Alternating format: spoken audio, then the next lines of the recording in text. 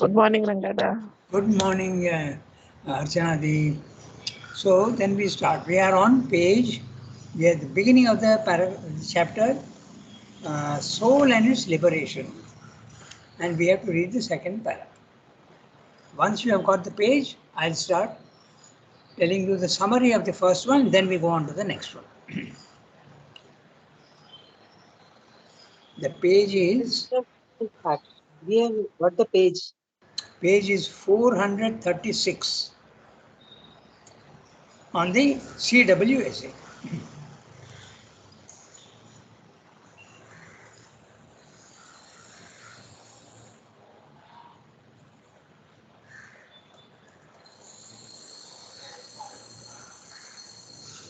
Okay?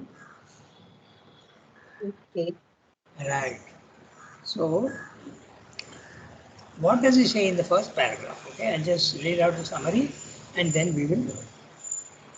In the last chapter, which was soul and nature, we have discussed the relation of Purusha and Prakriti, and we see that each plane of existence was defined by the nature of that relation.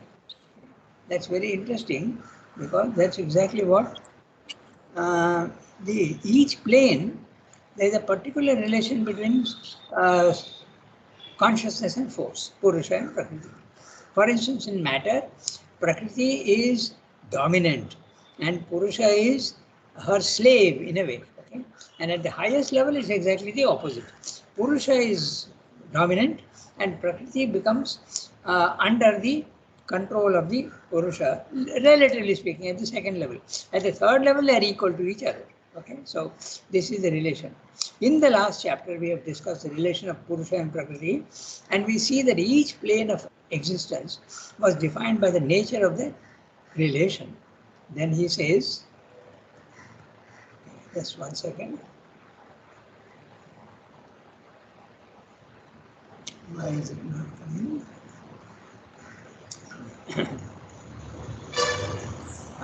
Now we shall state, he says, now we shall state the stand taken by the integral yoga regarding Purusha and Prakriti. The integral yoga is not satisfied merely by, number one, existence with an ignorant life in the world, which is materialism. Okay? So integral yoga is not satisfied with materialism, nor is it satisfied only with a moral perfection or a religious ecstasy. Okay? Not again does it agree with an escape from worldly life into a heaven beyond, which is Mayavada. None of these things satisfy the integral yoga. Neither does the integral yoga subscribe to the, again, dissolution of lower nature, okay, body, mind, life, which is the solution of Buddhism. So the integral yoga does not at all agree with materialism, with morality, nor does it agree with the dissolution of the lower like Mayavada. Then what is the aim of the integral yoga? The aim of the integral yoga is to, number one, live in the infinite divine and not in the ego. Number two, but it also does not want to reject life nor worldly life. Does the divine live only in the transcendent and outside the universe? No. So why should we do that? That's my simple argument. Number three, the aim of integral yoga. Number three, the integral yoga wants liberation by transcending ignorance, bondage, and weakness. Okay? Wants liberation by transcending ignorance, bondage, weakness. Number four, its aim is to live in the physical world, but with divine power, freedom, self-knowledge. Okay? Not live in the physical world ignorantly, but you have to live with a divine power, freedom, self-knowledge. Self-knowledge and the world knowledge will come later on. This means that in the integral yoga, the aspiring sadhak must attain a consciousness where Purusha possesses Prakriti. The Purusha must be absolutely in command of and control of the body, mind, life. The soul lives in the world, works there, charged with the task that the divine has assigned to it, which is with truth and consciousness. This is what he has said in the previous paragraph. Okay? So now we come to the next one. All right. Very clearly, he is distinguishing what the integral yoga wants and what the others are wanting. What the others are wanting is fine. They are very, it's a partial realization which satisfies them. If it satisfies them, fine. So now I'm reading the next paragraph. A oneness finding itself out in the variations of its own duality is the whole play of the soul with nature in its cosmic birth and becoming. We'll read the whole paragraph first and then come. One Satchidananda everywhere, self-existent, illimitable, a unity indestructible by the utmost infinity of its own variations, is the original truth of being for which our knowledge seeks and to which our subjective existence eventually arrives. From that, all other truths arise. Upon that, they are based. By that, they are at every moment made possible, and in that, they, in the end, can know themselves and each other, are reconciled, harmonized, and justified. All relations in the world, even to its most shocking apparent discords, are relations of something eternal to itself in its own universal existence. They are not anywhere or at any time collisions of disconnected beings who meet fortuitously or by some mechanical necessity of cosmic existence. Therefore, to get back to the eternal fact of oneness is our essential act of self-knowledge. To live in it must be our right and ideal relations with the world. To live in it must be the effective principle of our inner, sorry, I read wrong. To live in it must be the effective principle of our inner position, of our being, and of our right and ideal relations in the world. That is why we have had to insist first and foremost on oneness as the aim and, in a way, the whole aim of our yoga and knowledge. So Srila is saying the ascetic wants oneness, okay? The materialist is plunged into the many and they believe that. But the integral yoga wants both. It wants the oneness as well as the many. It wants the oneness of the spiritual planes of consciousness and it wants the many of the physical world, but without ignorance and ego and attachment. That's what he's saying in the book. So we'll do two things. I will first read out the summary of what he's saying here, and then we'll go sentence by sentence. Okay? The summary will give you the overall idea, so it's useful. So Srila is saying the drama and play of the soul and nature ends in the discovery of oneness, even in the infinite multiplicity of the cosmos. He does not escape, the integral yoga does not escape like the Mayavadi. He remains in the physical world, discovers the oneness of the higher without giving up the multiplicity of the lower. This oneness is a Satchidananda, which is omnipresent, self-existent, infinite, indestructible, even in the extreme multifariousness of the universe. So even behind all the forms that you see in the physical world, the infinite forms, you see the divine presence. I'm putting it in such a way, divine presence. You can see it everywhere, it is there. This is the truth of the one in the many that man is seeking and will arrive at finally. All the other truths are based on this one fundamental truth, and all contraries in the lower hemisphere will find themselves completely harmonized in the unity. All dualities in the physical world, however shocking, are all derived from this one truth. And what is that one truth? That multiplicity and oneness are always involved in each other, and they are both to be experienced, not rejected. Not select one and reject the other. Okay? The dualities are not warring elements. They are not fighting with each other. They are not opposites as they seem to be. running against and into each other by chance. These opposites, light, darkness, good, evil, hot, cold, virtue, sin, are the self-expressions of this one indivisible unity. The unity expresses itself in multiplicity.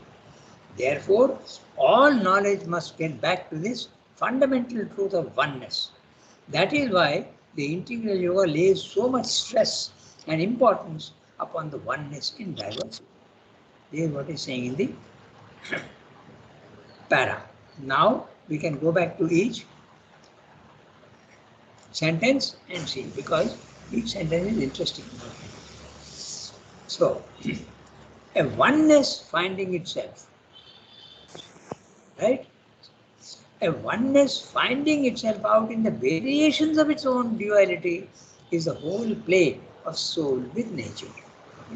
The soul and nature at the highest level are one, but as they keep coming down, they separate. They become strangers to each other, and they have to discover themselves again what their relationship is.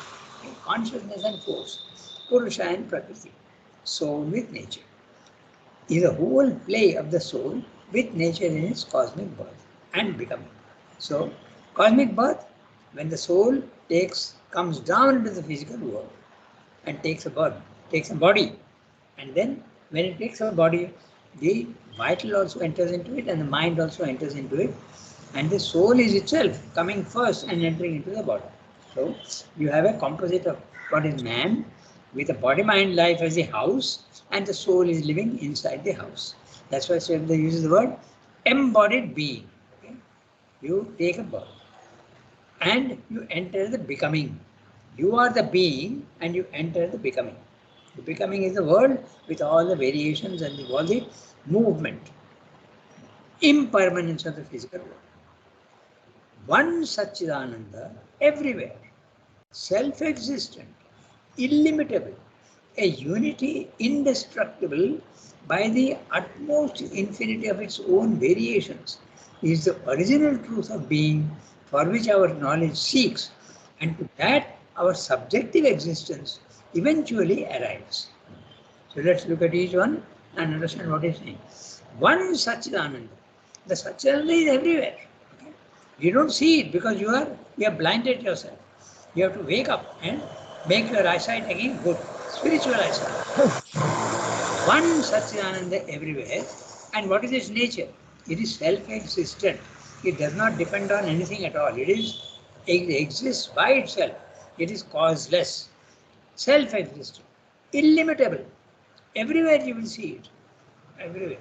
A unity indestructible by the utmost infinity of its own variations. Even if it divides itself into 100,000 million forms, yet behind each form it is there. Okay? It's like the river which is coming and breaks up into a delta when it enters the sea. It becomes the many and yet it is one. It enters again into the sea which is one. One Satchidananda everywhere, self-existent, illimitable, a unity indestructible. You seem to see the many, but behind the many is the oneness, the divine presence. By the utmost infinity of its own variations, is the original truth of being from which our knowledge seeks, and to that our subjective existence eventually arrives. Now, subjective existence, he is talking of the psychological condition in the individual, because the objective existence would be science, would be going outwards. But he's talking very clearly of the subjective existence. When you are doing yoga, you're trying to understand yourself. It is subjective. You are trying to understand yourself. Eventually arrives. From that, all other truths arise. So which is this one truth? That the many and the one are involved in each other and must be discovered. Don't discover only one. Discover both together.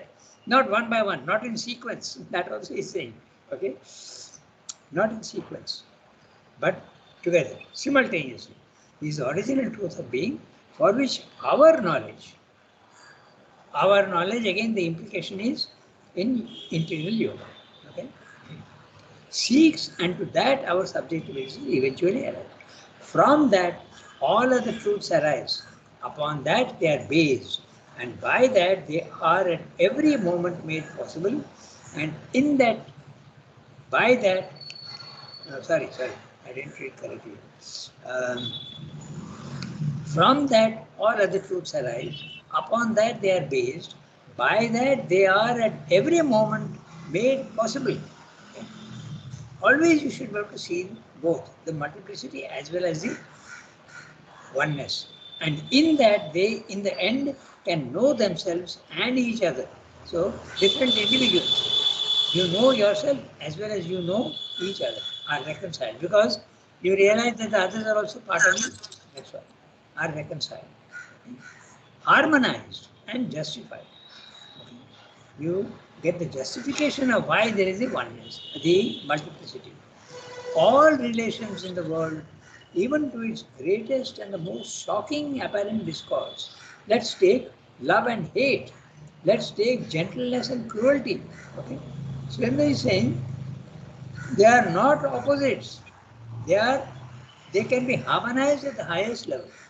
The harmonization of all this I can take it as a very gentle breeze and a very strong wind. They are essentially the same. Okay? But you see them as separate. That's what he's saying. But it is both. In both cases, it is air moving slowly or moving fast. So this principle, if you apply to all the emotions and all the colors and everything, all the contrasts fall into place.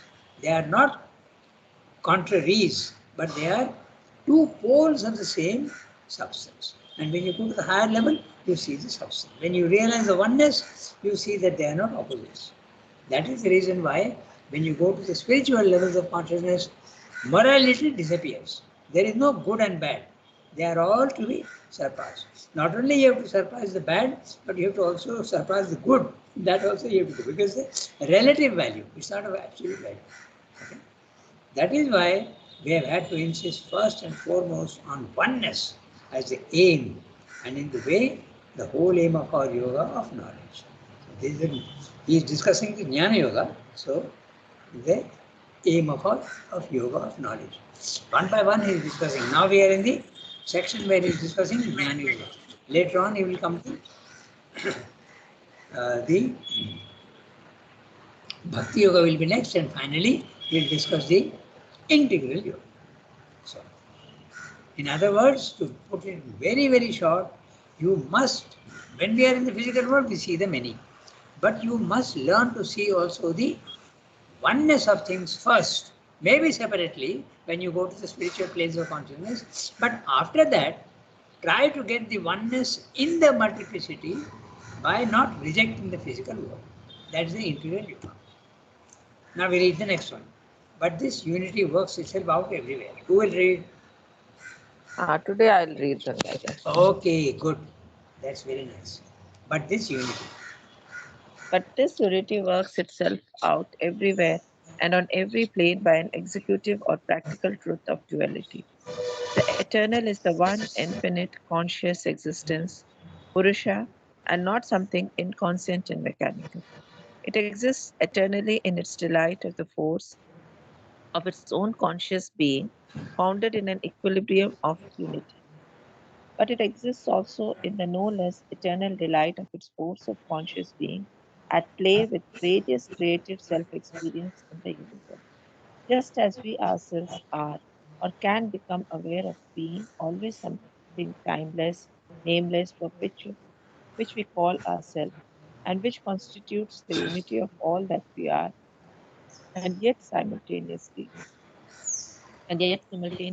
we have the various experience of what we do, think, will, create, become. Such too is the self awareness of this Purusha in the world. Only we, being at present limited and ego bound mental individuals, have usually this experience in their ignorance and do not live in the self, but only look back at it or draw back to it from time to time. While the eternal has it in his infinite self knowledge, it is eternally this self and looks from the fullness of self being at all this self experience. He does not like us, he does not, like us bound prisoners of the mind, conceive of his being as either a sort of indefinite result and sum, or else a high contradiction of self experience. The old philosophical quarrel between being and becoming is not possible to the eternal self. Yeah. Very, yeah, very interesting para, and we'll look at what is. But this shows, Swami is insisting that you must have the both, the unity as well as the multiplicity. What does it mean? Unity means you are in the second level of the spiritual planes of consciousness. You start seeing the oneness, but there is a tendency, not necessarily for everybody, but there is a tendency to reject the physical world as illusion. Okay? When you are in the second level of the spiritual planes of consciousness. So Swami is saying now, but this unity works itself out everywhere and on every plane by an executive and practical truth of duality. So, this huge unity works itself out everywhere and on every plane, material, vital, mental, higher mind, eleven mind, intuitive mind, overmind, supermind, everywhere it works itself out. Not the supermind perhaps, because supermind is only one, but it is working itself out by an executive or practical truth of duality. Now I will replace the word an executive and or practical truth of duality by Prakriti. Prakriti is the one that is executing, and it is the practical truth of duality, the one becoming the many. And that happens by the power of Prakriti, which is Maya. Maya creates the many. So that's what he's saying in a complicated language, but because the language is very descriptive, okay? It is executive. The Prakriti is executing, okay? The Purusha does not execute. The Purusha gives a command and Prakriti is executing. But it's also practical. That is in the physical world, the truth of duality. So dualities are not contraries, there is a truth. And that truth is being worked out in the form of dualities. The one is becoming the many. The eternal is the one infinite conscious existence. So, one infinite conscious exists, 4 words, he is saying it is Purusha. He is defining Purusha by one infinite conscious existence. Note the word conscious, but he is adding also existence. In other words, the substance. Don't think that consciousness is something abstract. It's a substance. Okay? Because later on you will see also that even in Jainism also, they speak of the consciousness as a substance. It's a subtle substance. When you purify yourself, that mud which is there, dirty mud, becomes pure mud. It becomes transparent. Okay? So that's why he's adding the word existence. Each word is important. We have to understand. Consciousness is not something abstract. It is something concrete. But that concreteness is subtle. In fact, he says that the more subtle, the more concrete it is, the more convincing it is. The more gross, the less convincing it is when you go up. It's very convincing when you are in the physical world, but it's not convincing when you go up. The subtler is more real than the gross. That's why one infinite conscious existence defining Purusha, and not something inconscient and mechanical. Inconscient and mechanical is the definition of Prakriti at the lower level, not at a higher level. Okay? Inconscient and mechanical. It exists eternally. What exists eternally? Purusha, consciousness. It exists eternally in its delight of its own force. Okay?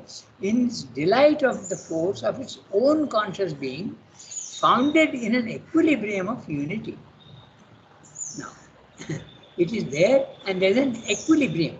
The consciousness is completely in equilibrium with delight and force. Satchidananda. Perfect balance between Sat, Chit, Ananda.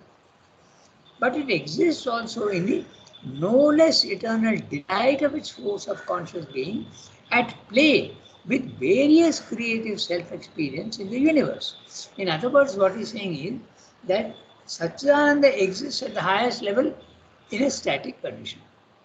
But it also exists in the lower world in a dynamic condition, in a movement. Okay? It reminds you of the saying of Ramakrishna. He says, it is Consciousness, which is when it is static, when the sea is not moving, it's the higher, it is spirit. And when it is moving, it's the physical world. The same thing. In static condition is movement. Okay? So that reminds us, right. So, what, have I lost my page? Let me see.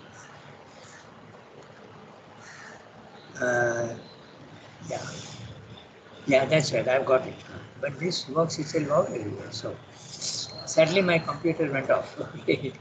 So with various, but it exists also in the no less eternal delight. Okay. Don't think that the delight is not there in the physical world. It is there. No less eternal delight of its source of conscious being at play. Play implies movement. Okay. With various creative self-experience in the universe. What is self-experience? What is it creating? It is creating forms and going on enjoying what it is doing. Okay, that's what the implication of this one. Nature is going on creating infinitely. It doesn't stop. It creates infinite plant species. It creates infinite animal species. It goes on creating endlessly, and it's taking delight in that. And one can participate in that also, in that delight. One can enjoy if you um, if those who are in scientific they start examining plant species and animal species and they really enjoy what they are doing. Nature is so creative. They really marvel at all the colors she is making, all the forms that she is creating, and everything with such meaningfulness. So, and now go to the next sentence. Just as we ourselves are or can become aware of being always something timeless, nameless, perpetual, which we call ourself and which constitutes the unity of all that we are, and yet simultaneously we have the various experience of what we do, think, will, create, become. So first is in the higher level, you are conscious of yourself, and in the physical world also, when you are doing, we are doing, thinking, willing, creating, you are in the physical world. And become, simply so detailed. Do physical, think mental, willing and creating. Okay? You have power to create. And we become also, the result also. Such too is the self-awareness of this Purusha in the world. In other words, what the individual is doing, the universe also is doing the same. That's what he's saying. When we act, we think and will and create and become, the universe also is doing the same. It is also, there is a thought process there is a will process there is a creation there also. So, in fact, he is establishing the connection between the universe and the individual. Only we, maybe there's a difference in that he's saying now, only we, the human beings, being at present limited and ego-bound mental individuals, have usually this experience in the ignorance and do not live in the self. Normal man lives only in the ignorance and not the self. He sees the many but not the one. But only look back at it or draw back to it from time to time. In fact, when you go to the experience of the self when you have, the first time you enter there, you are not permanently stationed there. That's what he's saying, look back. Okay? Only we being at present, limited and ego-bound mental individuals have usually this experience in the ignorance and do not live in the self, but only look back at it or draw back to it from time to time, while the eternal has it in his infinite self-knowledge, is eternally the self and looks from the fullness of self-being at all this self-experience. The universe is permanently consciousness and oneness and multiplicity. But the individual, when he realizes his oneness, there is an up and down movement. Okay, there is first say you get a glimpse and then you come down. Then you get another glimpse and you come down. This movement goes on. It's known to everybody. You attain a certain height and then the lower pulls you down. And then you have to repeat the experience until finally there is no more pulling down. You are stationed at the higher level. Okay? This happens at all the levels. So that's what he's saying. So only we being that we have read just now. So while the eternal has in it his infinite self-knowledge, is eternally this self and looks on the fullness of self-being at all this self-experience. He is stationed in the oneness and is watching himself creating all these things, self-experience. He does not like us. This is very interesting. Srivna has not put a comma after he does not. So Chanadi corrected herself absolutely correctly. He does not like us. You can completely misunderstand what he's saying. We would have put a comma after he does not. Like us, bound prisoners of the mind, conceive. He is describing what us is. They are bound prisoners of the mind. Conceive of his being as either a sort of indefinite result and sum, or else a high contradiction of self-experience. Okay? He does not like us when we are in the ignorance. He is not bound prisoners of the mind and conceive of his being as either a sort of indefinite result and sum, or else a high contradiction of self-experience. He does not divide himself into two. He is there everywhere. He is there in the oneness, he is also there in the many. There is no division in him. The old philosophical quarrel between being and becoming is not possible to the eternal self-knowledge. The self-knowledge in the integral yoga. The self-knowledge in the other yogas, yes, there is a dichotomy, but not in the integral yoga. Okay? That integral yoga he has stressed right in the beginning. Okay? He has told you that. He has told you that we will look at the integral yoga, how it differs. You know? So, it is 8:25. We have got nearly 15 minutes. So, we can read the next one. An active force. Archanadi has just read. So, Yasmin or Sunki? Shall I read? Yes, do that. An active force. An active force of conscious being, which realizes itself in its power of self-experience, its power of knowledge, will, self-delight, self-formulation, with all their marvelous variations, inversions, conservations, and convergence of energy, even perversions, is what we call prakriti or nature in ourselves as in the cosmos.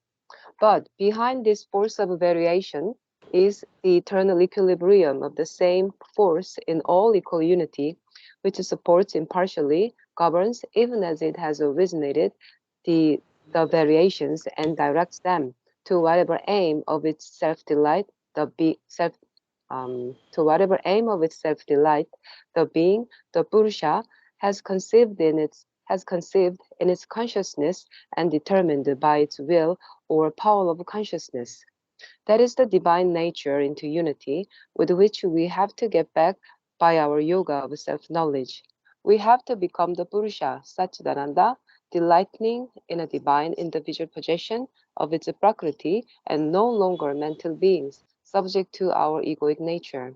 For that is the real man, the supreme, the integral self of the individual, and the ego is only a lower, a partial manifestation of ourselves through which a certain limited and preparatory experience becomes possible and is for a time indulged. But this indulgence of the lower being is not our whole possibility. It is not the sole or crowning experience for which we exist as human beings, even in this material world. We have enough time to discuss this. So I'll do one thing. We'll read the summary of first of what he's saying here, then we will go into each one. What's he saying in this? He's saying Satchidananda has consciousness and force. It has got both. Okay? Satchidananda has consciousness and force. It manifests itself, expresses itself, and realizes itself through its powers of will and delight in a cosmic infinity of unending multiplicity. It is consciousness and force both. Consciousness is static, force is movement, it is dynamic. Okay? It manifests itself expresses itself and realizes itself. Okay, it realizes its contents consciousness. It becomes the expanded consciousness, extended consciousness in the infinity of the multiplicity in the physical world, and realizes itself through its powers of will and delight. Will again is force, Shakti, and delight is Ananda.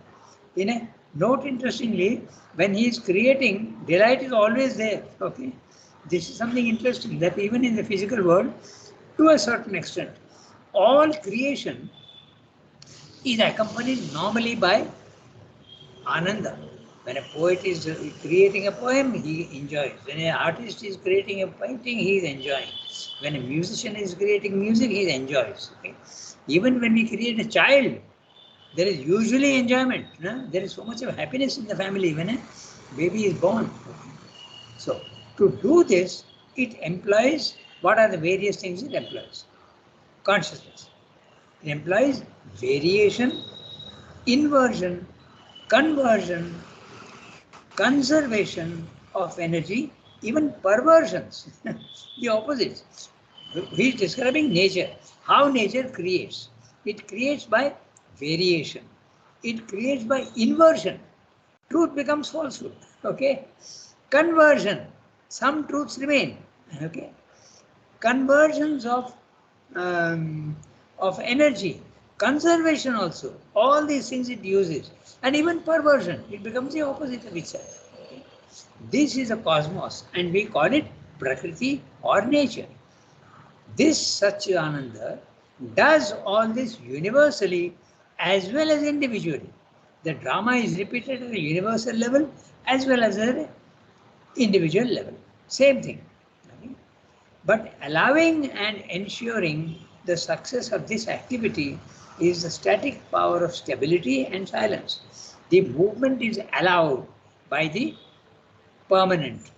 The impermanence of the physical world is being allowed by the permanence. If the permanent is not there, there can be no impermanence. That's what he goes on saying again and again. The Supreme Spirit allows the world to come into existence. The world cannot exist by itself. It is dependent on the Spirit. The Spirit is self-existent, but not the world. This Satchidananda does all this universally as well as individually. But allowing and ensuring the success of this activity is a static power of stability and silence. This immutability is not tamasic inaction. When you are absolutely not acting, it doesn't mean to say that you are tamasic. It is a condensation of energy, just like a before starting a race. Okay, when the official says on your marks for a 100-meter race, you go down on your marks and you become static. You don't move. You are concentrating. But that's not tamas. It is power. It is power held back. Concentrated. That's what I'm saying. It is power held back, but ready to leap into action. It is a dynamic stability. This status is impartial. One, not only originating the dynamic activity, but also governing it and channeling it into whatever aim of delight of existence it intends to achieve. It is itself static, but uses power to create forms and it is enjoying what it is doing. It is the Purusha, silence and status, that permits Prakriti to execute its own aims. Purusha is allowing Prakriti to do whatever it wants. Okay? This is the truth at the individual level also. We have seen that. No? You become the Anumanta. You allow all these so-called, even the wrong things, you are allowing because of experience. When you do something wrong, you are gaining an experience. So that's why Purusha, your soul, first of all, agrees to whatever you are doing, which is permission. In the Jnana Yoga, we have to realize and unite ourselves with the divine Prakriti. Okay? Para Prakriti, not the lower one, the divine Prakriti. We have to unite ourselves in the Jnana Yoga. But this we have to also realize and become Purusha. The individual has to take delight in possessing his own nature and making it into the image of the divine nature, Paraprakriti, and not letting it linger in the body-mind life, which is the Apara Prakriti. Apara Prakriti, lower Prakriti is body-mind life, higher Prakriti is divine nature. Lower nature where ego, limitation and ignorance abound. The lower nature is body-mind life where you have ego, limitation and ignorance. At the higher level, okay, Para Prakriti is superior, divine Maya. The divine Maya is not illusion maker. It makes real and it's a power. This higher Purusha is a real man.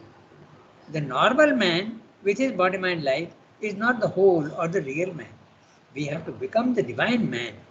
Purusha possessing Prakriti fully at all the levels. That's what he is saying in this. So, very clear.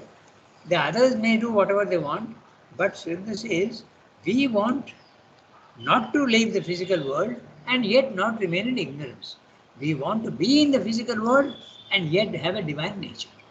Most difficult, but that's the aim of the integral yoga. It may take lives, but doesn't matter. That's what has to be done if you are a follower of the integral yoga. By the way, not all are meant for this integral yoga. Okay? Many souls are made in such a way that their aim is different. Why should the divine have everybody should do integral yoga? Not necessary at all. Okay? Each one has got his own swadharma and swabhava. Okay. We stop here today. So, the difference between the integral yoga and all the other yogas he has defined very clearly. So, we are stopping today. Okay. Thank you, Rangada. Okay. Thank you, Rangada. Au revoir, everybody. Have a nice day. Amazing,